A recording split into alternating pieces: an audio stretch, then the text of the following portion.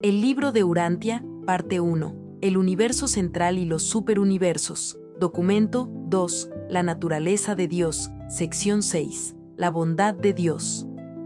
En el universo físico, podemos ver la belleza divina. En el mundo intelectual podemos discernir la verdad eterna, pero la bondad de Dios se encuentra solamente en el mundo espiritual de la experiencia religiosa personal.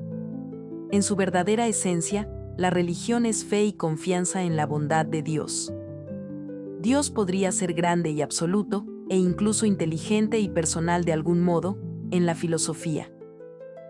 Pero en religión, Dios debe ser también moral, debe ser bueno. El hombre podría temer a un Dios grande, pero solo en un Dios bueno puede confiar, y solo a un Dios bueno puede amar.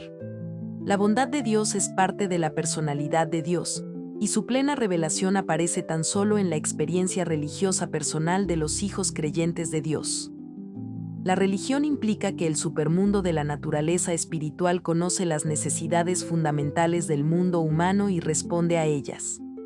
La religión evolutiva puede llegar a ser ética, pero solo la religión revelada puede hacerse verdadera y espiritualmente moral. El antiguo concepto de que Dios es una deidad dominada por una moralidad augusta fue elevado por Jesús a ese nivel afectuoso y conmovedor de íntima moralidad familiar de la relación padre-hijo, de la cual no hay ninguna más tierna y bella en toda experiencia mortal. La abundancia de la bondad de Dios conduce al hombre descarriado al arrepentimiento. Toda buena dádiva y toda dádiva perfecta baja del Padre de las luces. Dios es bueno, es el refugio eterno del alma de los hombres. El Señor Dios es misericordioso y benévolo. Es paciente y abundante en bondad y verdad. Probad y ved que el Señor es bueno. Bendito el hombre que en Él confía. El Señor es misericordioso y lleno de compasión. Es el Dios de la salvación. Sana al acongojado y cura las heridas del alma. Es el benefactor todopoderoso del hombre. El concepto de Dios como rey juez, aunque fomentó un elevado nivel moral y dio origen a un pueblo respetuoso de la ley como grupo, abandonaba al creyente individual en una triste posición de inseguridad respecto a su situación en el tiempo y en la eternidad. Los profetas hebreos más recientes proclamaron que Dios era el Padre de Israel. Jesús reveló a Dios como el Padre de todos los seres humanos. El entero concepto mortal de Dios está trascendentemente iluminado por la vida de Jesús. El altruismo es inherente en el amor paterno. Dios no ama como si fuera un padre, sino como un padre. Él es el Padre en el paraíso de todas las personalidades del universo. La rectitud implica que Dios es la fuente de la ley moral del universo. La verdad muestra a Dios como revelador, como maestro. Pero el amor da y anhela afecto.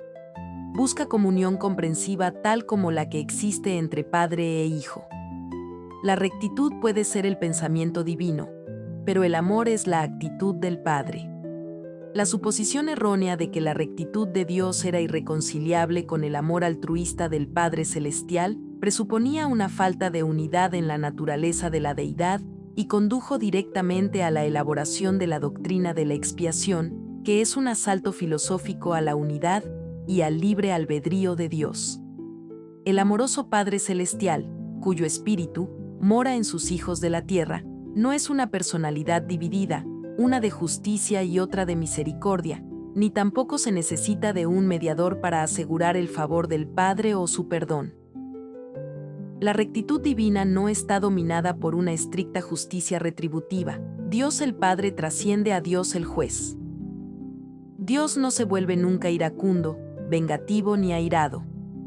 Es verdad que la prudencia refrena a menudo su amor, así como la justicia condiciona su misericordia rechazada.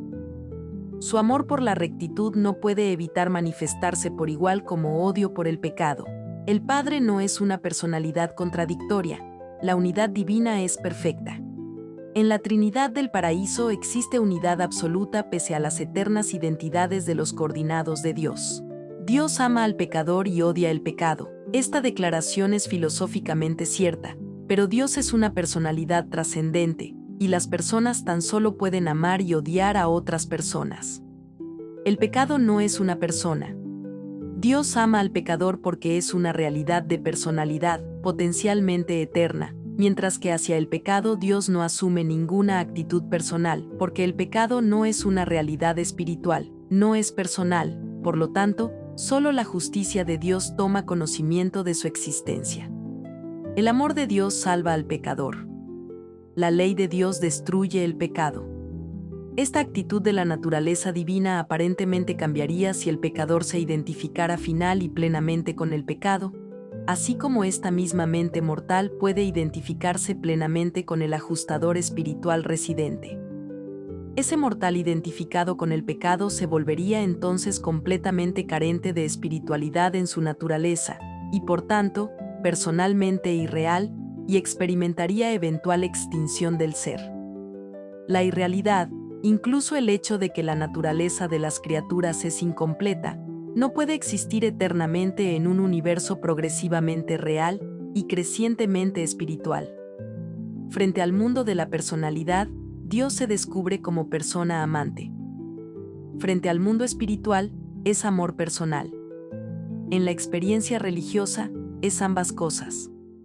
El amor identifica la voluntad volitiva de Dios. La bondad de Dios descansa en el fondo del libre albedrío divino. La tendencia universal al amor, a mostrar misericordia, a manifestar paciencia y a ministrar el perdón. Presentado por un consejero divino que actúa por mandato de los ancianos de los días en Ubersa.